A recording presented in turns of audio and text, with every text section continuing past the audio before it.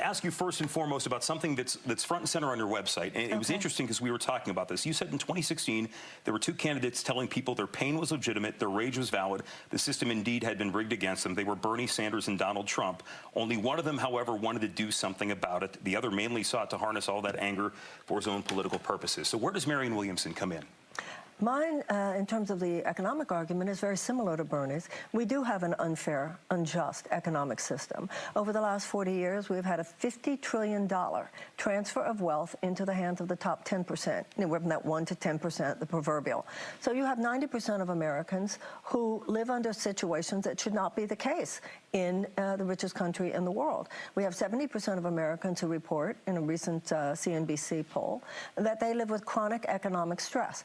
In every other advanced democracy, they have universal health care. In every other advanced democracy, they have tuition-free college and tech school. Every other advanced democracy, paid family leave, and a guaranteed living wage.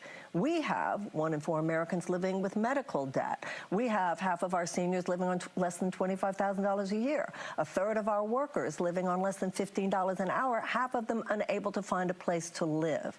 Now, these issues that I just mentioned, universal health care and so forth, are considered moderate positions in every other advanced democracy, and they should be here as well. But when you mention any of that, especially with some of the people on the Republican side, you're a socialist.